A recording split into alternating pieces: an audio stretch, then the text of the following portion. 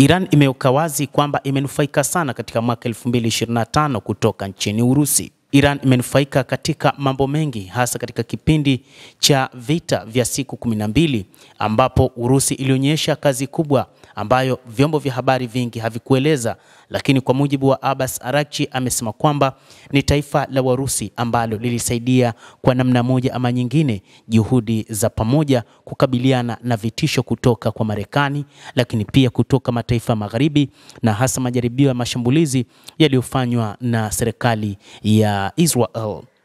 Waziri wa mambo ya nje wa Iran Abbas Araghchi amesema kuimarisha ushirikiano na Urusi kutaimarisha zaidi juhudi za pamoja za kukabiliana na vikwazo visivyo halali vya magharibi, lakini kuhimiza utulivu wa kikanda na kuzuia hatua zisizo halali zinazotoka katika mataifa ya magharibi, lakini pia katika Baraza la Usalama la Umoja wa Mataifa.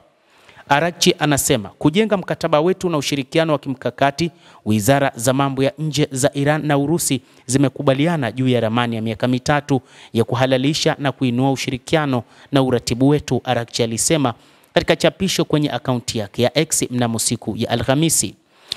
Mnamo wiki hii Abbas Araghchi alitembelea nchini Urusi. Miongoni mwa taarifa ambazo zimetajwa katika baadhi ya mikutano inatajwa kwamba ni kile kilichoelezwa na Urusi juu ya ujenzi wa reli mpya itakayotoka Urusi hadi nchini Iran, huku viongozi wa Urusi wakionya kwamba ole wao Israel, Marekani ama mataifa magharibi yafanye shambulizi katika miundombinu ya reli hiyo itakayotoka nchini Urusi hadi Iran.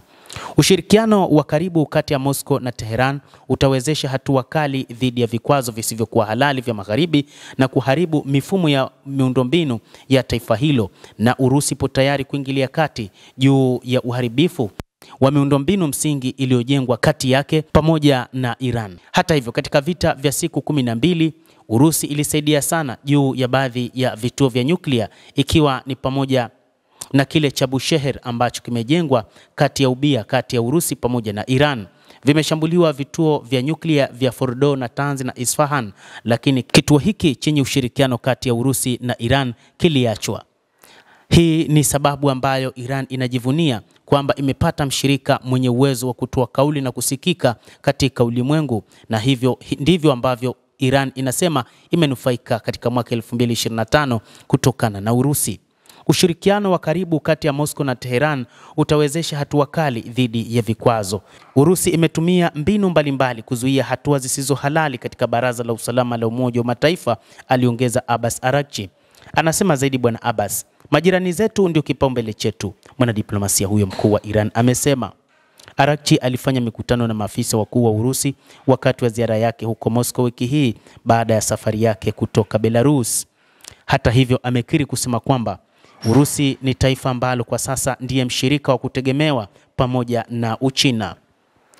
Urusi imeweka wazi kwamba katika wakati ambapo mataifa magharibi ikiwa ni pamoja na Israel yataamua kuanzisha operation ama vita vya aina yoyote katika taifa la Iran, Urusi ipo tayari kuruhusu Iran kuchukua aina yoyote ya silaha inayohitaji nchini Urusi kwa ajili ya kulipa kisasi. Ndio utaratibu ulioko, na hii ni kauli ambayo imetolewa na waziri wa mambo ya kigeni wa Urusi Sergei Lavrov. Mtazamaji, endelea kutufuatilia, lakini nikusihi usisahau kulike, usisahau kucomment, kadhalika na kusubscribe channel yetu hii ili upate habari hizi kwa mapana kupitia hapa The World News. Jina langu ni Adam Hussein, endelea kuwa nasi wakati wote, endelea kutufuatilia ujue ni nini kinachojiri duniani.